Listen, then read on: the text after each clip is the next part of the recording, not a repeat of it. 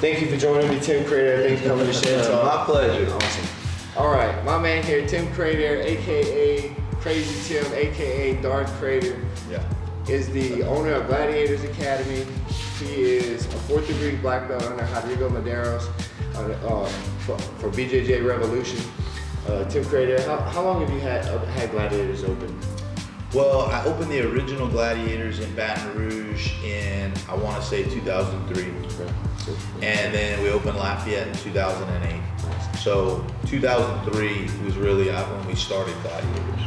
Tim is an absolute pioneer in Louisiana MMA. If you don't know about Tim, then you don't know anything about MMA in Louisiana, and that's okay. That's why we're here. I'm here to talk about it. Ask Tim some questions, and I'm very excited. So I'm gonna go ahead and start with the first question about Bayou FC July 17th.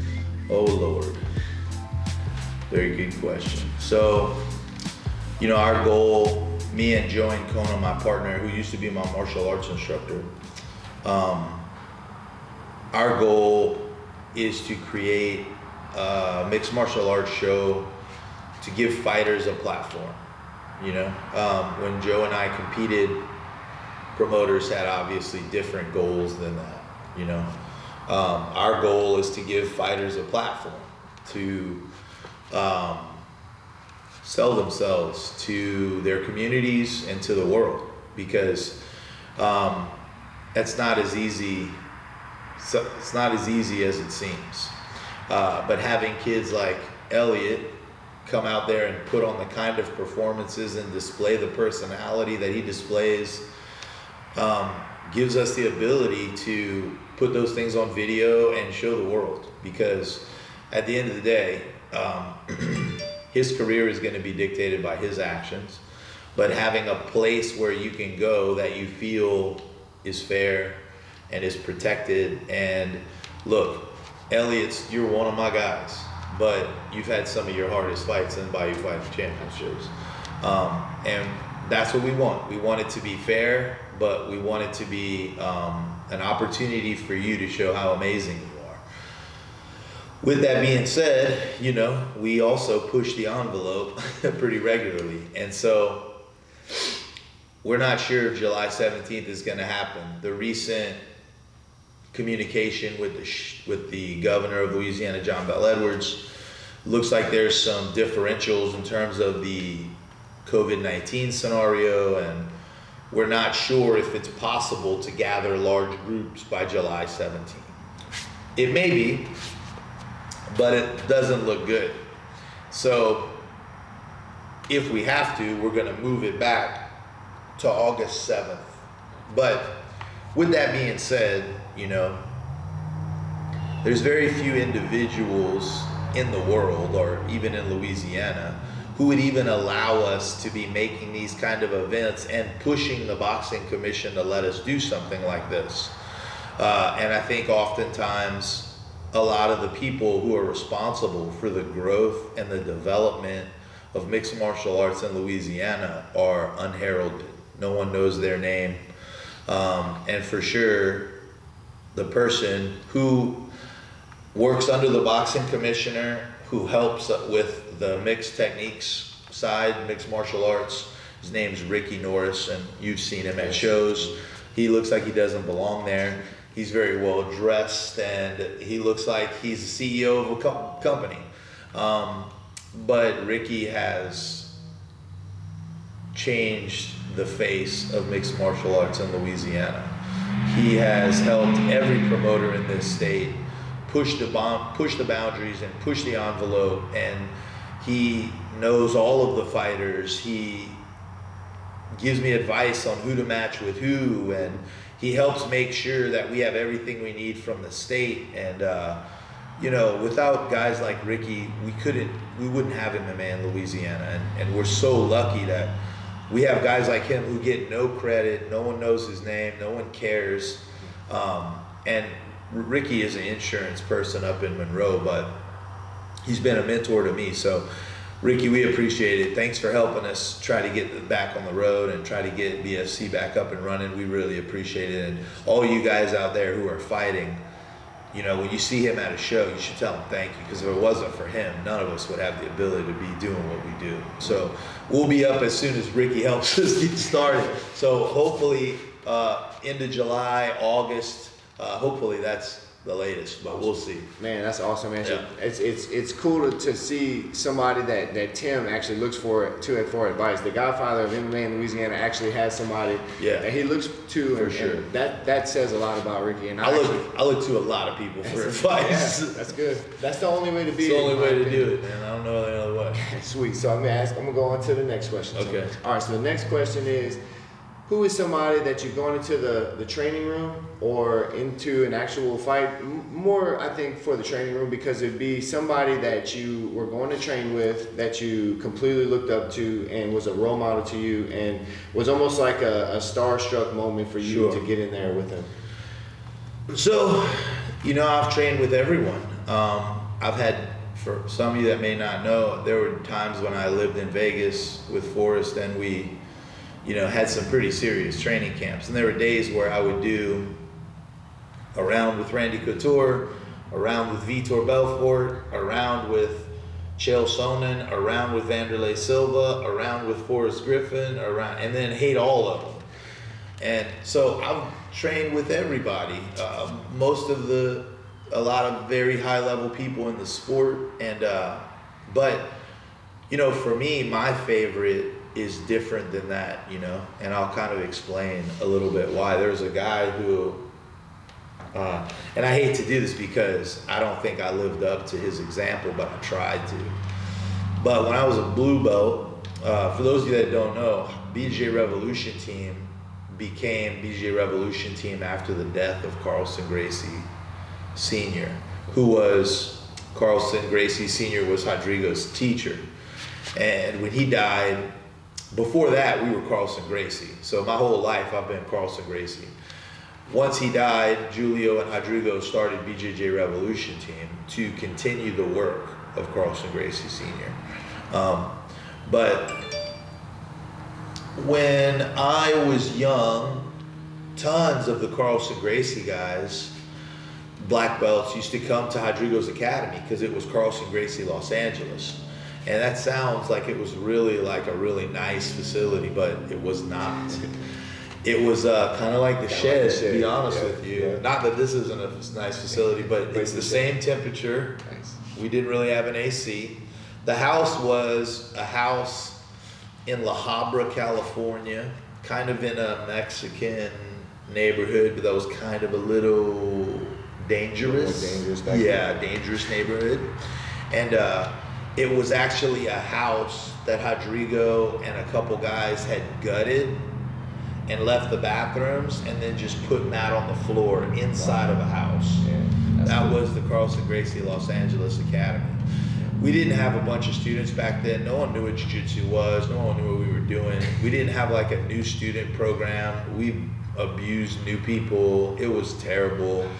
But I remember just guys like Alan Goez and Amari Batesh and Carlisle Habajeto and just Carlson Gracie world champions, Vitor, just coming through our academy all the time to train and live with Rodrigo. And there's one guy named Murillo Bustamante who used to come through regularly. And he's about 6'1", about 210 pounds or so. And he fought at 185 in the UFC. And I remember he came through the academy when I was a blue belt, and we trained together. And I watched him roll with other guys, and I watched him just not annihilate people, but just always be a little bit better than anybody he trained with. And then when he trained with me, he was just a couple steps ahead of me, it felt like, you know? It felt like he was just to the position like a couple seconds ahead of me. And like I almost got him though. Like I almost did it. Like I almost, you know, I was so close, you know, I felt so close. And we finished rolling. I think he only tapped me one time, like in like 5 or 6 minutes. And I was like, man, thank you. That was so much fun. You know, I was so close, right? And then I watched him roll with a little kid that was at the gym who's a black belt today, Noah Tillis. And Noah was maybe like 8 years old at the time, 7 years old. And Noah was so close. A whole bunch of times. That's awesome. And I realized like I was never close. Never close. He was putting himself into he was just. That's awesome. He just rolled like this much above me. Yeah. To where he had my intention. You know, I was focused on the roll. I believed I was doing well. I was giving him my best, and he got that out of me because of the way that he trained with me. You know, the way that he didn't dominate me or try to destroy me or submit me or crush me. He just stayed like just a little bit ahead of me. And it made me give my best, you know. And I remember like watching the way he taught people and the way he trained, and he was very compassionate and empathetic. And at that time in my life, I didn't have any of those things. But he was fighting in MMA. He fought in Japan in Pride a couple times. I think he was about to start fighting in the UFC, and we were about the same size, and I was fighting in MMA. And man, he's just, it wasn't so much his skill, you know, although it was. He's very skilled boxer. He's an amazing boxer. He actually knocked out Matt Lindland when he won the title. But he's as a person, his character was just, he was incredible. And so I was a fan of Murilo Bustamante. I watched him compete for years. I watched him fight. He eventually won a UFC title. He beat Matt Lindland. And maybe 6 months after he won the title, I had fought a couple more times, and my instructor Rodrigo said, Tim, if you want to go to Brazil, I can set it up. You can go train at Nova Geração, the school that I taught at in Rio, and then I can get you an invitation to train at Brazilian top team. Nice. Where Murilo runs the team. At that time, it was Murilo Bustamante, Ricardo Laborio, who later started American top team, and Mario Spiri, who runs some schools in Miami now. And so they had all left Carlson Gracie and started BTT. So I went to Brazil and I trained at Nova Geração, and it was really tough to get into BTT because the Brazilian top team wasn't a school. It wasn't an academy. There was no like front door to their facility or anything. It was on the top floor of the Bank of Brazil Country Club. And so I didn't have nothing to do with the Bank of Brazil, and you needed a key card to get in, and they checked your ID, and I didn't speak Portuguese, so there was no way I was getting in there. So I did a couple more days of training at Nova Geração, and then I told Kiko, who I was staying with, Kiko Kakel is a black belt under Rodrigo, and I told him I wanted to go to BTT, so he called Rodrigo called Murilo, and they said okay. And so then I had to meet somebody at the front gate. This is in 1999 or 2000. I'm American, and I'm in Brazil? In Leblon Beach in Rio de Janeiro. Okay. And I'm like, oh, you know, just a kid like in Rio trying to, and this is probably the best team in the world at the time, you know. So I'm standing on the street, and it was right across the street from the Flamengo. Flamengo's a soccer team. Right across the street from the Flamengo training center is this big wall, and there's one door, Bank of Brazil Country Club, and I'm just standing there. And finally, Murilo walks out. He's like, Tim, you ready? I said, no. And so he gives me a little badge, and I go in there, and I got beat up for every day. So I would train. I would go to Nova Geração in the morning class, and then from noon to 4, we would train at BTT, because all the guys there, all the black belts there, had their own schools all over Rio. Okay. But from noon to 4, their schools were closed. Gotcha. So they all came, we all trained no-gi only. Okay. And we trained no-gi and MMA. Yeah. And I got the hell beat out of me. But I trained with Murilo every day. And he was fighting in the UFC, he was a UFC champion, and he was just my hero. And I've been back to Brazil many times since then, and I train at his school, the same school, and I roll with him all the time. And those to me are my favorite times training because, you know, I am a fan of the technical prowess of Murillo for sure. But since I've known Murillo in 1999, he's been with the same wife. He's a father, he's a mentor to a lot of these guys, and he's just a guy with amazing character who has achieved some things athletically that are wonderful. But in my observation, the things he's achieved as a man and as a person far supersede the things he's achieved athletically. And so, you know, the guy's been doing jiu-jitsu with Carl since he was 5 years old. So he's amazing jiu-jitsu practitioner. He's a multiple-time world champion. But the reasons that I look up to him and want to train with him have more to do with more things than just, I want to learn some jiu-jitsu moves. Yeah.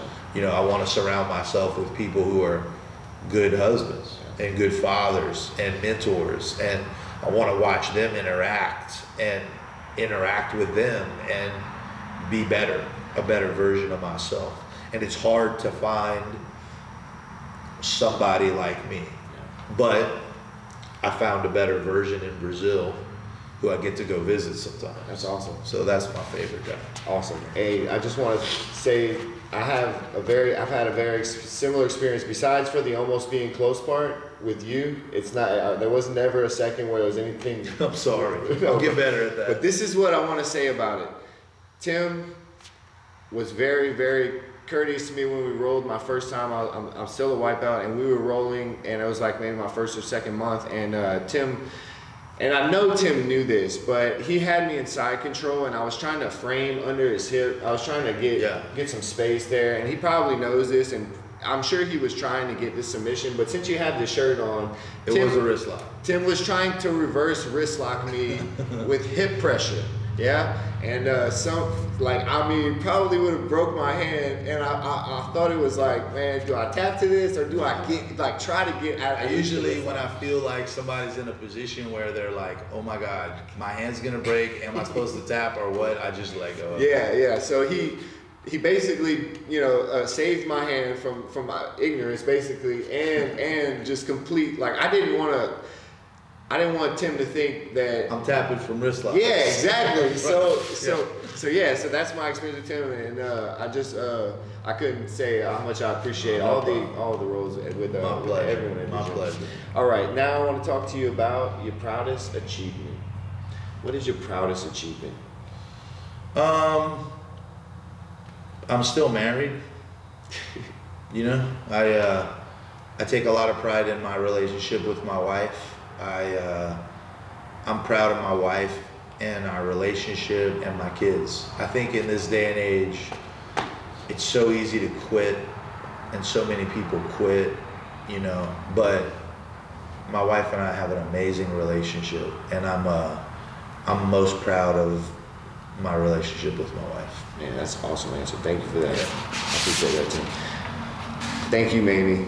On behalf of all the MMA guys, she's probably not gonna watch it. Oh, either way, thank you, because the amount of time you spend with Tim, we really she takes a lot. She takes a lot. Thank you for being who you are. All right, Tim. Favorite fruit? Grapefruit. Grapefruit, man. You know what? Hey, that's actually my favorite fruit. And you can ask Lacey, I eat grapefruit all the time. So when I was a kid, I had a favorite grandfather. I mean, I don't know about a favorite grandfather, but one grandfather spent a lot of time with me, and one grandfather I didn't see too much.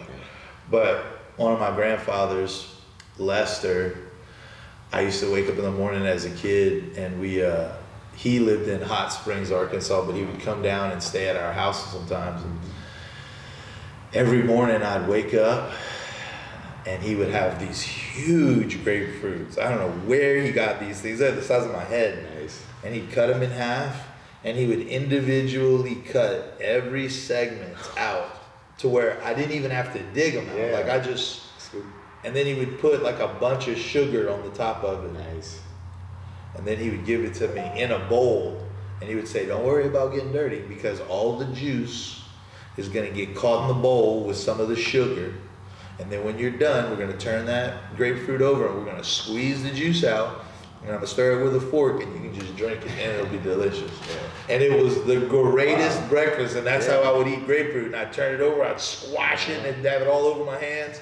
And we'd mix it with the leftover sugar, and I'd drink it, and it was delicious, and it made me love grapefruit. That's awesome. Yeah, I love grapefruit. Thank you for that, Tim. Still love it. Sweet, good. Why MMA and why coaching? Like, what does it do for you?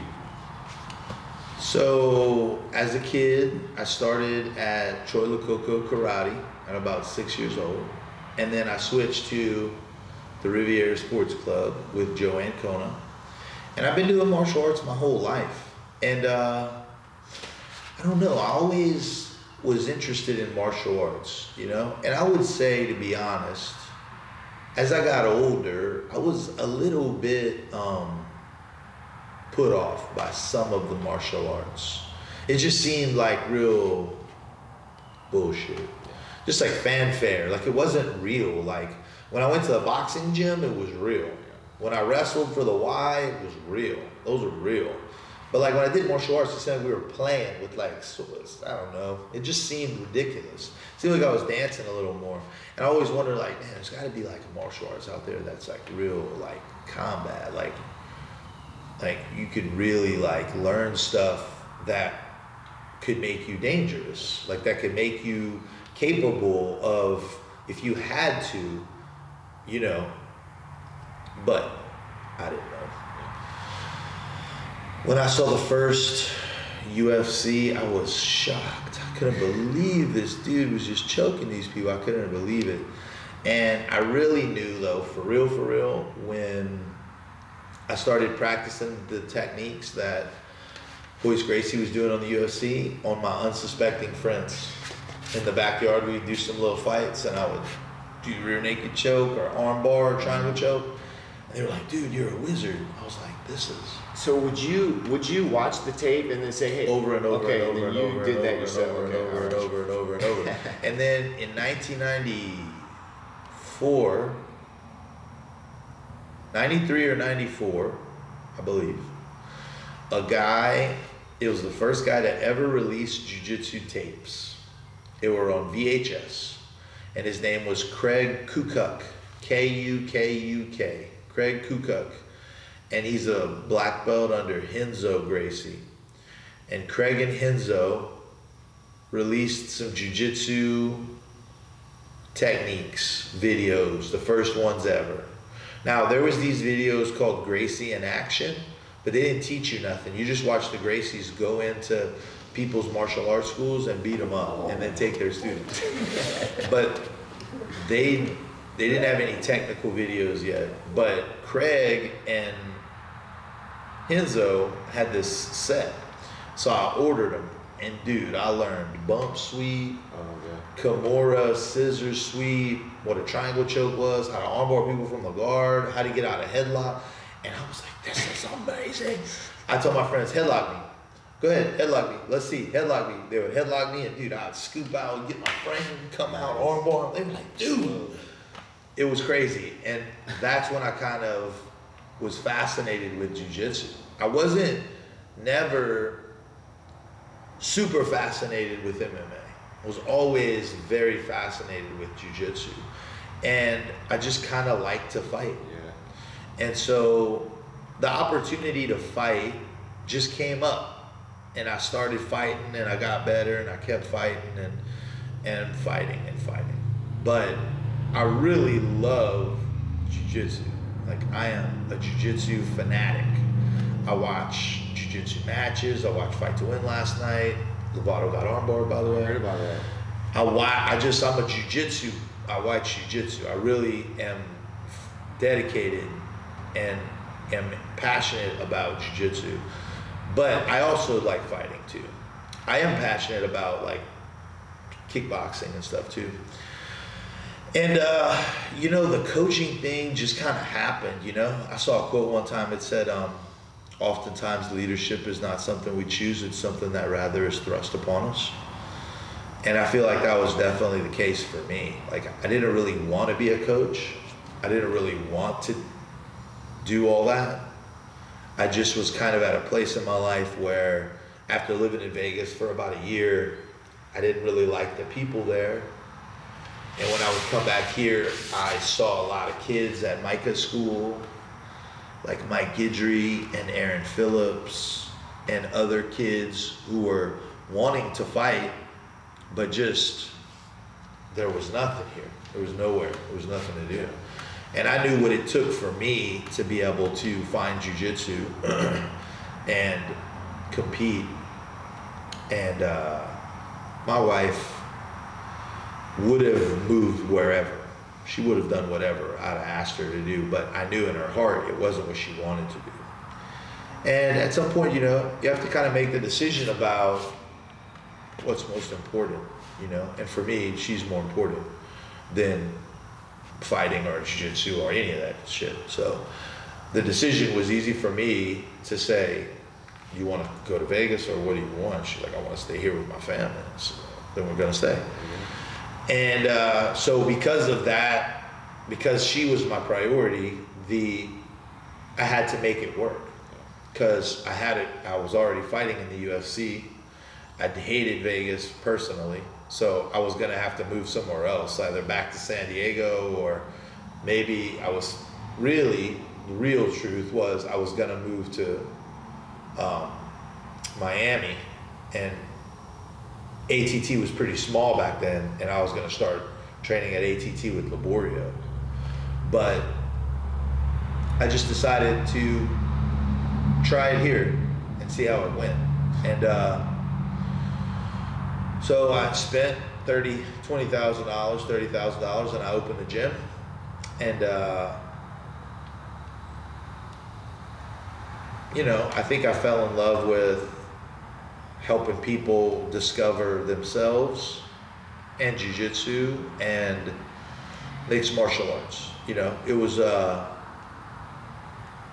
wasn't something I think I selected to do. Like, it wasn't like my plan to be an MMA coach or nothing. But there was a lot of guys who had a lot of talent and who wanted to do it, and I was part of what I was doing to help with my school, and I kind of fell in love with the relationships and with helping people and with building guys and with growing the sport of MMA. So I don't think it was definitely something I chose, the coaching part. It was kind of something that just happened. And I'm glad it did, but really I'm just fascinated with jiu-jitsu. Yeah. Awesome. Like when I train with my kids, you know, we do some pad work, but we do jiu-jitsu all the time. That's awesome. Yeah. Man, it's definitely, you know, something I see at the gym is you say that it's the dark waters of crossing Gracie, but to me it's like the purest thing Sure. you can find anywhere near here. But you know, too, I mean, I say that because you guys don't really understand some of the culture of jiu-jitsu. Exactly. You know, for you guys, you only know our gym and what Josh and I try to build and imbue as students. And so, you know, at other schools, wrist locking's illegal, leg locking's illegal, there's all kind of politics, and there's all kind of drama, and there's all kind of stuff. And, you know, Josh and I are devoid of all those things. The reason we are is not because we're better than anyone else, but the reason we are is because our leadership has helped us deviate away from that mentality. And so it's really Rodrigo and Julio, you know, they're amazing mentors. You know, they don't get the credit they deserve. You know, it's just, these guys are unbelievable. Yes, at jiu-jitsu for sure, but at the way that they've helped us learn and develop and grow and become teachers and become mentors to people. They've done it the right way, and it's helped us do it the right way, so that the people who come up under us can learn in an environment that's healthy. Not just healthy for your athletic endeavors, but healthy for your life, healthy for you to grow as a person and become the kind of man or woman that you are going to be proud of when you look back at your life. And, you know, I don't think that's always the goal of every culture, but it's definitely the goal of our culture. Thank you, Tim. Yeah, I can definitely attest. My girlfriend's starting jiu-jitsu at Gladiators, and just the confidence in her face every day, knowing that she's getting ready for practice is she's having a blast. It's awesome. She's awesome. Thank you, man. All right, Tim.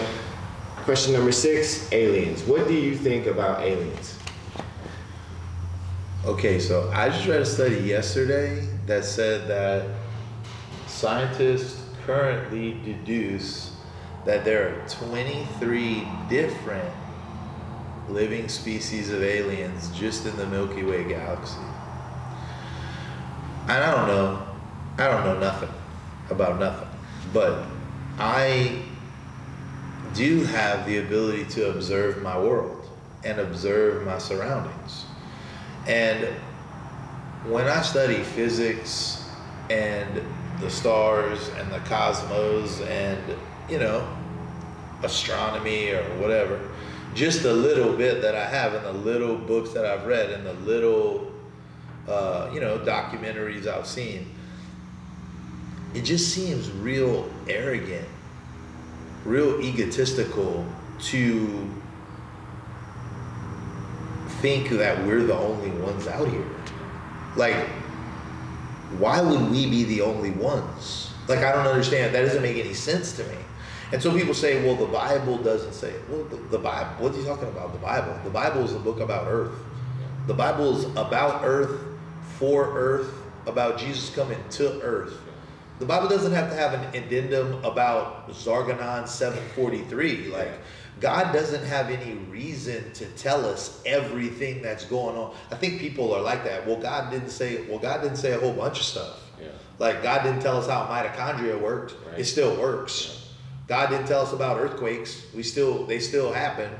You know, I don't think, because I'm Catholic and I'm a believer, but I think sometimes people have this thing about if you believe in God, you can't believe in aliens, or or vice versa. I think that's a crazy thought process, because our Bible or our beliefs are about us. It's what we have to do in our relationship with God. That's what all that book's about. It's about me and my relationship with God.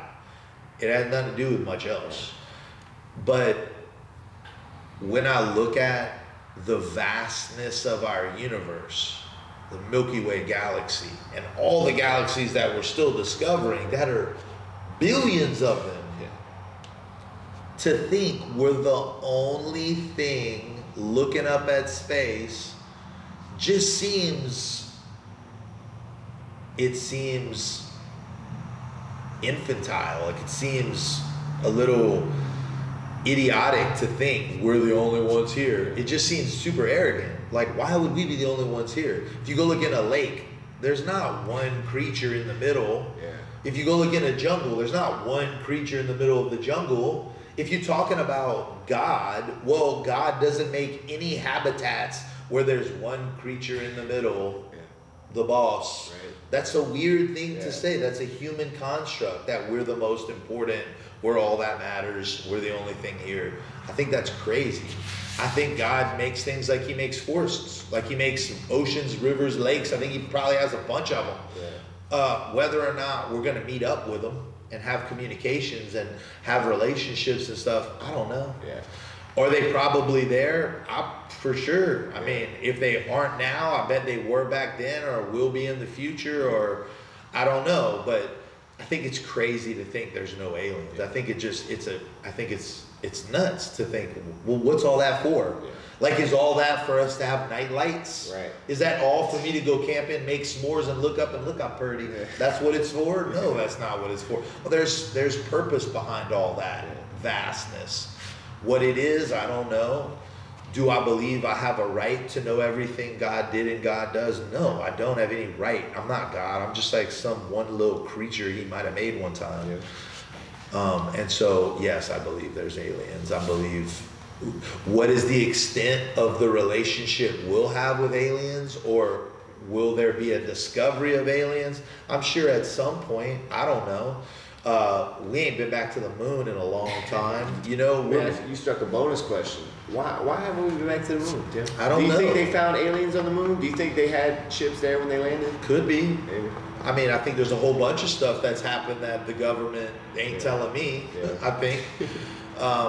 I think a lot of that, though, like a lot of those conspiracy theories and stuff, and you know what, all this type of stuff. I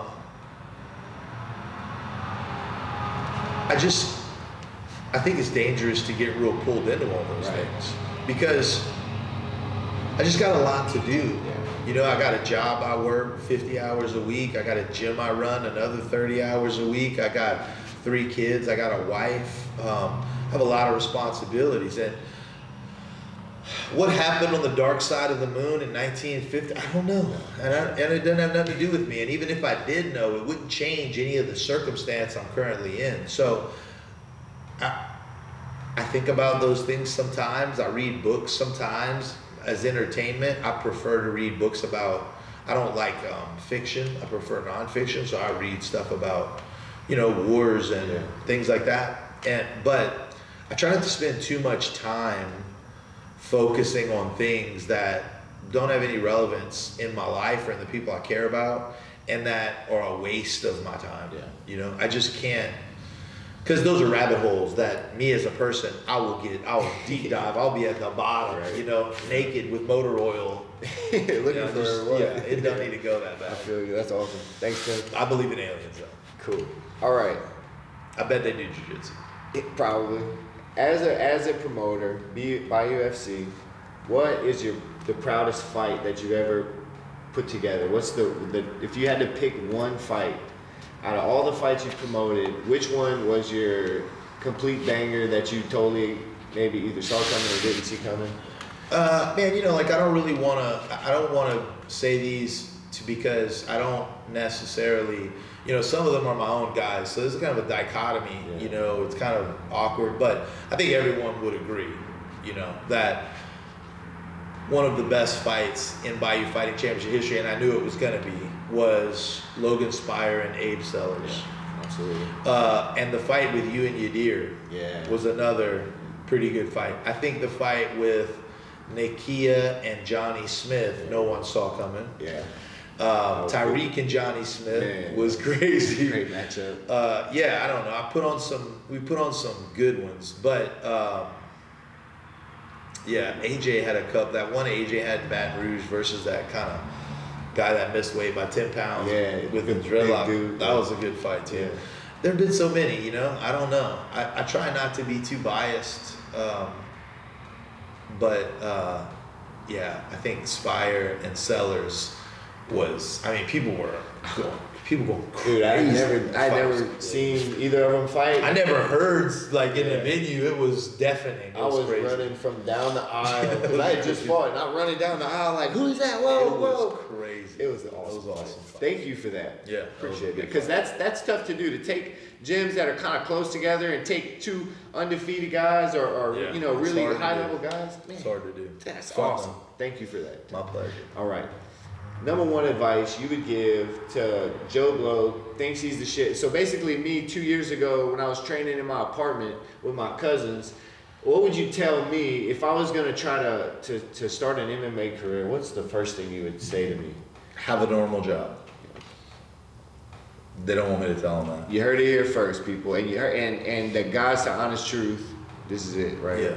Gotta have it. So the reason is not because you're not gonna make it, or you should have a backup plan, or none of that stuff. But I feel like when you have like a regular job, you know, that you're responsible for, it instills a lot of things in you that are gonna make you better as a fighter. And so sometimes when you take a young kid, a 20-year-old or 21-year-old kid, and he gets to have no job and no responsibility and no one to answer to and no mentorship other than his coach, they fall off a lot for the most part. A lot of guys, you know, they start smoking a bunch of weed, they're playing video games, they miss practice, they're chasing women, and they're doing a bunch of things because there's no real ramification for their actions. You know, it's easy to say, well, I'm trying to be a fighter.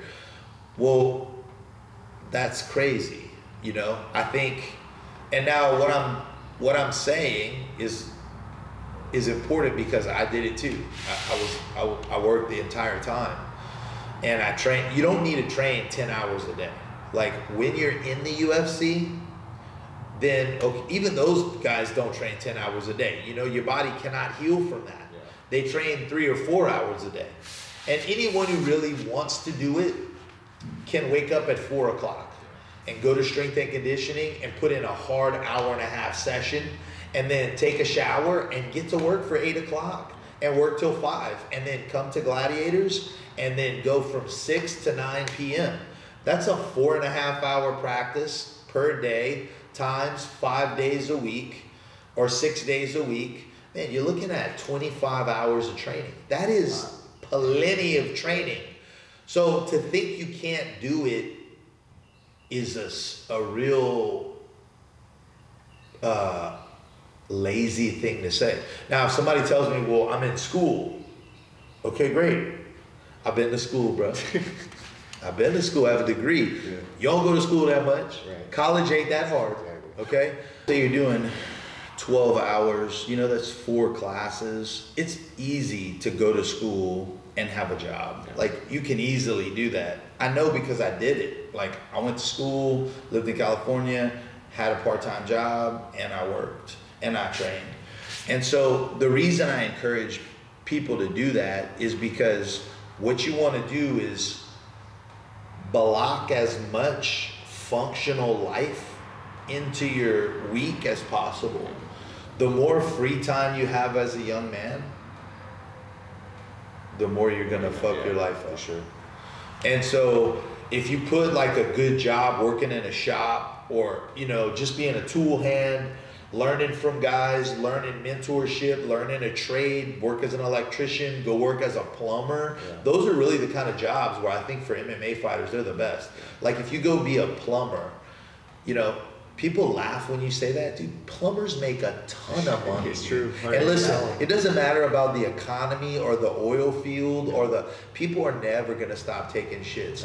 And so there's always gonna need to be plumbers. Yep. And guys who get a plumbing trade and learn that trade and then learn business and build their own plumbing business or electrical business, or those trades are so crucial, and less people are going into them. You know, people are going to school for 6 years now to get a degree in jumping jacks, to get a kinesiology degree, and like you can't find a job doing nothing. And you got a guy who goes to school at DeVry and gets a plumbing certificate and gets a $30,000 job right out the gate, is consistent for 2 or 3 years, and by the time you get out of school and get your $30,000 job, he's 4 years in and he's making $95,000 and he's 23 years old.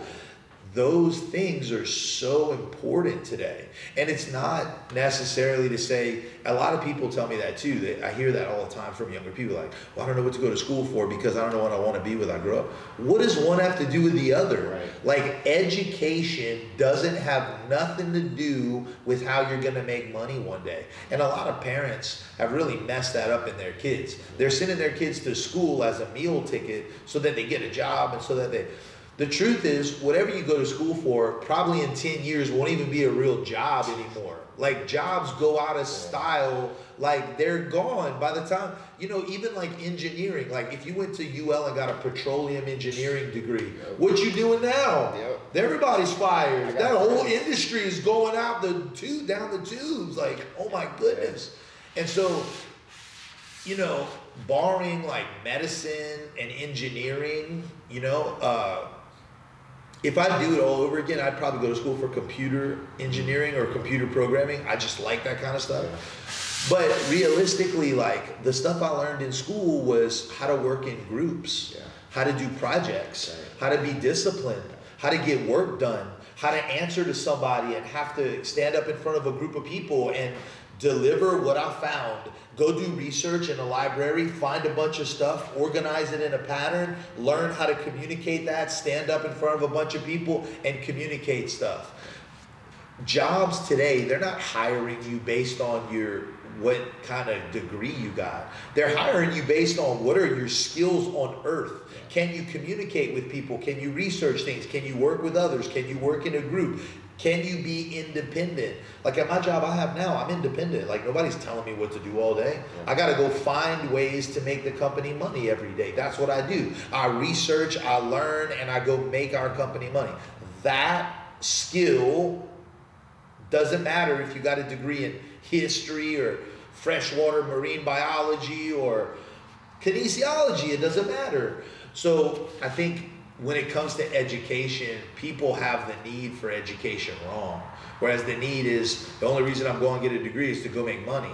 Well, you're not going to make much money with that attitude in the first place. And then in the second place, whatever degree you get, if you think that is going to determine what you're going to do in your life for money for the next 60 or 70 years, you're crazy. That's not true. You're not. The world's going to change. Look at where our world is now.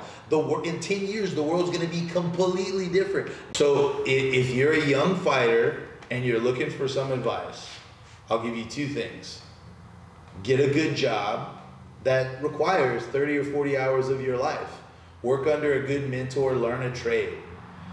Not for the trade itself, but for the ability to learn responsibility, how to do things on your own, how to wake up early, how to be on time, how to be a functional member of a team. Those things matter.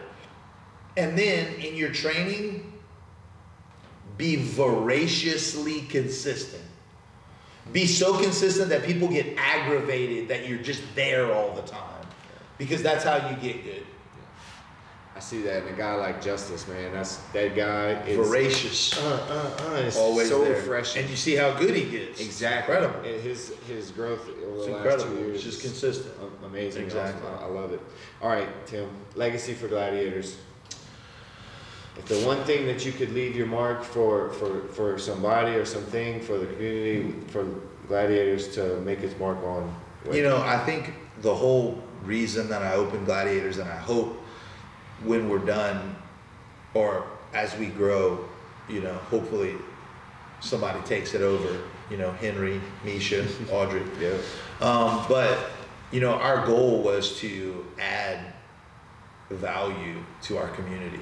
Our goal was to help kids and adults find a place where they could make friends and build character through the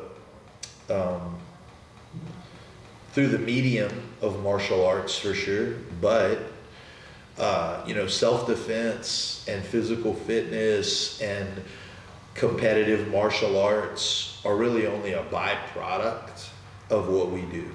You know, at the end of the day, I hope my influence on Elliot Hebert is that you can look back and say, I'm a better dad today and I raised better kids because of Tim and Gladiator's influence. That is what we're working every day to do. You know, are we gonna train some fighters along the way? Are they gonna win some medals and some titles? And sure, are we gonna help people lose weight and learn self-defense and feel confident? Absolutely.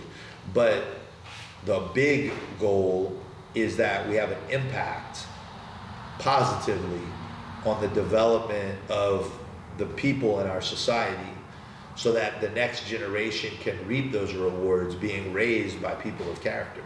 Awesome.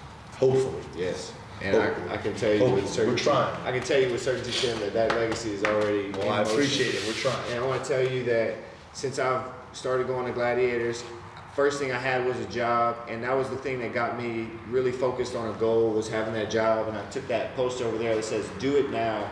It's got a wave on it, and it says, the moment you start moving towards a worse the moment you start moving towards a worthwhile goal is the moment you become successful. Yeah, exactly. And I was working at that company, and I got a phone call from Tim after my first fight, and you wanted to talk to me about what my goals were for MMA, because I sent you emails for the last 10 years about, and I was too scared to show up.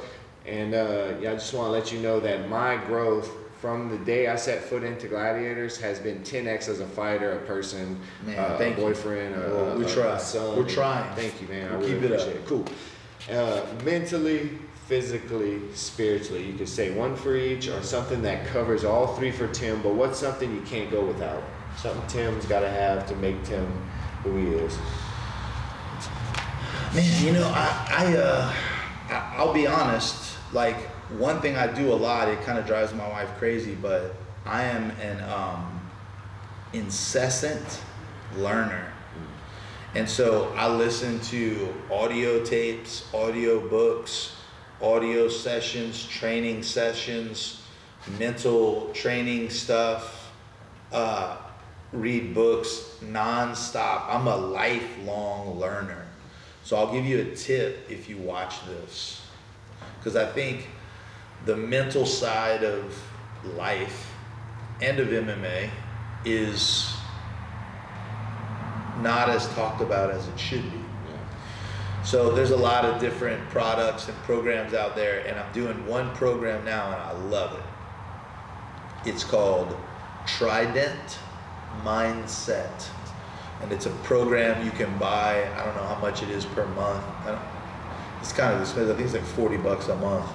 But it's some audio instructionals and class structures about building mental fortitude, mental significance, mental perseverance in your life, because, look, let's be honest. It's not if, it's when, in life. Yeah. Like, things are gonna happen. My daughter broke her arm yesterday. Like, stuff is gonna happen. And the reality of life is that most of life is how you behave when those things happen. And mental fortitude matters. And your ability to rationalize a situation, understand a situation, formulate a plan, and not freak out and break a bunch of the dishes in the process matters. It matters for you as a leader, it matters for you as a teacher, it matters for you as a husband, or as a father, or as a mentor. And it's not easy, going through this coronavirus thing and all the things that our nation's going through right now. I mean, it's crazy. But, I think learning skills like meditation and visualization and learning how to active meditation, taking walks, talking to yourself. I do a lot of affirmations in the mornings and when I go to bed to keep myself on task with my goals and what I'm trying to do. I have a journal. I try to be as on top of the organization of my energy and my time and my life as possible. And that can be tough, because I got a lot going on. But I think the mental side is often missed, we go to church and we work out and we have our relationships, but we don't often focus on our mental behavior. Yeah. Trident Mindset, try it. Awesome, thank you for that. Tim, there's a podcast out with Tim Credeur, it's called Level Up, and he touches on a lot of this mental stuff, and I was doing some research on Tim, and this podcast, Level Up, you gotta check it out. If you really wanna know about Tim and what makes him tick, check that podcast out. High Performance Habits was a thing that you mentioned, and I actually went and ordered the High Performance Planner that moment. Brennan Burchard, actually, absolutely. So, I actually have something awesome I'll give you. Okay. Man, I appreciate that. Cool. Thank you, Tim. All right. Thank you for coming to Shed Talk, my friend. Would you mind showing me some front headlock stuff to me and my girlfriend? Can't wait. Awesome. Let's get it. Thank you, Tim. I appreciate it. My pleasure. All right, cool. All right, Tim, thanks for coming to Shed Talk. My pleasure. Let's see what you got, man. Okay, so let me take my wrist off. Let's go This way. All right. So first, we got to look at the position of the front headlock first. So oftentimes I see people sprawl, you know, and they get here and they kind of stop. And then a guy like Elliot will get my leg and cut the corner and you're in trouble. And they lose this position regularly because they're not really controlling the head. What I mean by controlling the head is I'm going to use my shoulder on Elliot's neck right here. My other hand, I'm going to make a dish and I'm going to come right across the chin. And then that leg that he liked to grab, the one that's controlling the head, I'm going to sag that leg back so he can't grab it. Because I need to be able to stop Elliot from doing a couple things. I need to be able to stop him from going forward and backward, which I'm going to do with my shoulder. But also if he circles, I need to be able to circle with him. So I need to be in a posture that allows circling.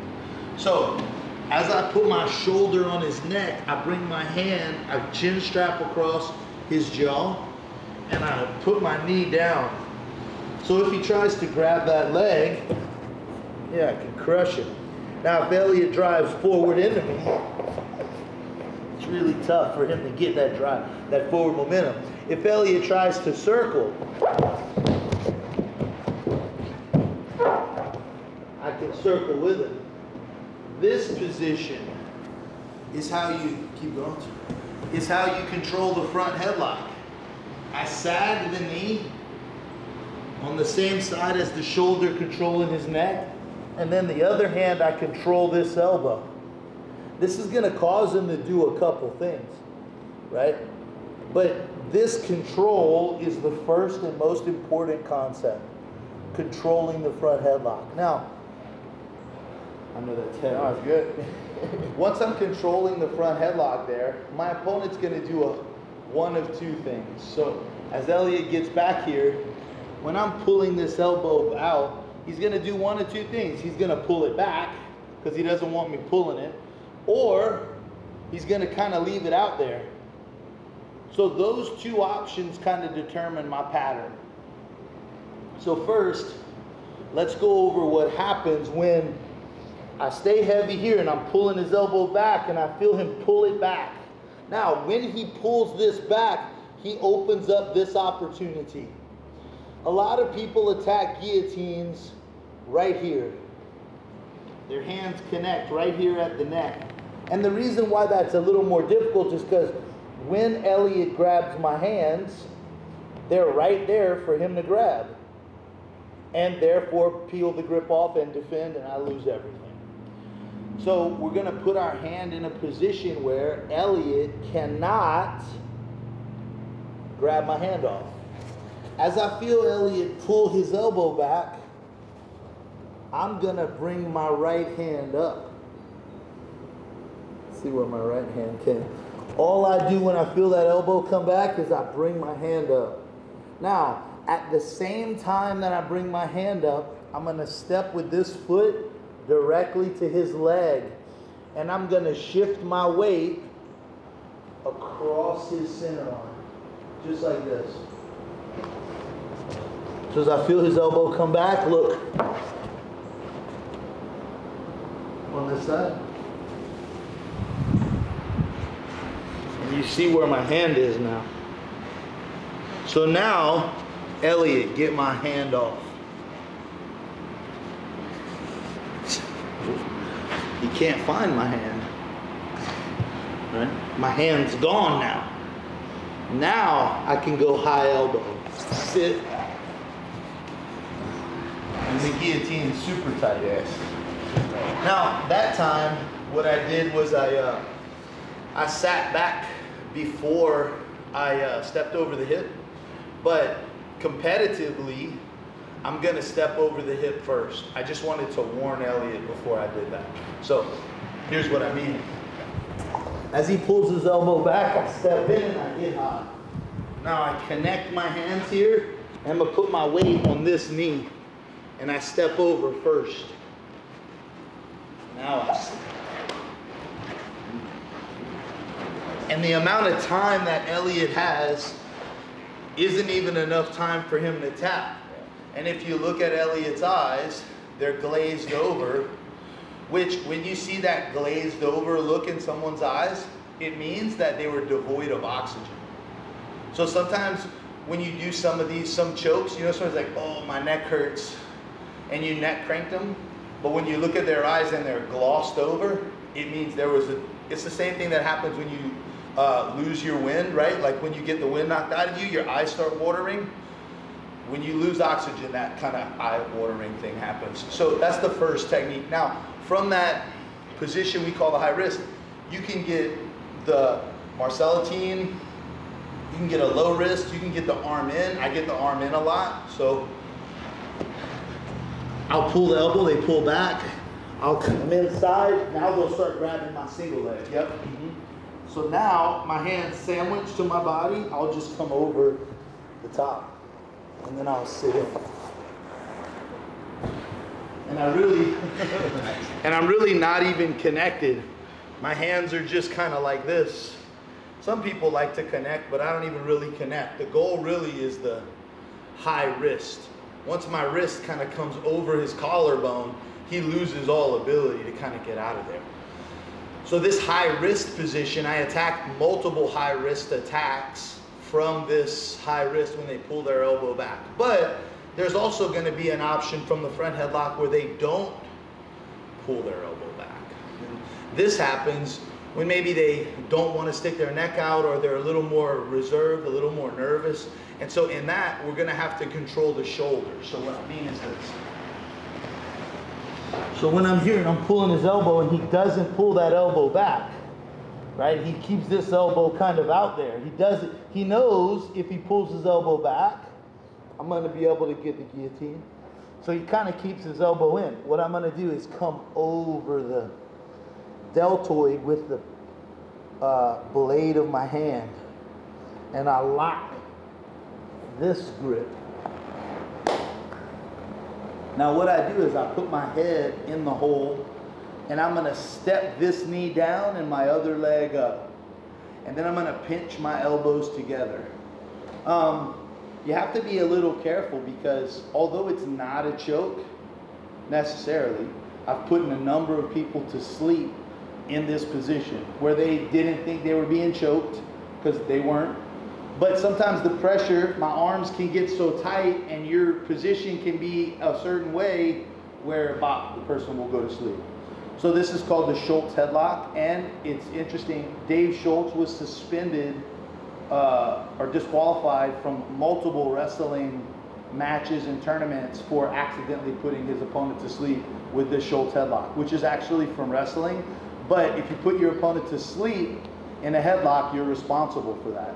And choking is illegal. So if they go to sleep, so even people started to act like they were sleeping. But when my hand comes over the top and I make this grip right under his neck. And what I do is I'm going to put my left knee down and drive my head inside. Then I pinch my elbows together. You can feel, right, Elliot? Yeah. Yeah, you can definitely feel the pressure of the choke. Now what I do is, once I feel my opponent kind of choking and they're losing their position, I do what we call an Olympic roll. My Olympic roll. And I roll him right to this position. Now if you notice, I'm pinning Elliot's left elbow down with my forearm. But if I do this, which is a mistake a lot of people do, they let go here to make this grip. Right? So when I let go, Elliot gets his arm out. That happens. So what we're going to do instead is, as I come here, I keep my forearm tight, and I'm going to take my elbow and I'm just going to go right over his elbow. Look. Now Elliot never had the ability, get your elbow out, Elliot. Never had the ability to get his elbow out. And now, once we get here, we can hold this tight, and we can kind of walk in, and we can finish. Now, another thing I like to do here is, if my opponent's maybe defending well, I'll bring my legs up, and I'll catch his elbow. See how my leg caught his elbow? So if I'm here and maybe he's kind of defending a little, I'll just bring my legs back, catch catch his elbow. Once you catch the elbow, the choke's pretty devastating. So I do this anaconda-based attack from that position when they pull their elbow, leave their elbow out a little bit as well.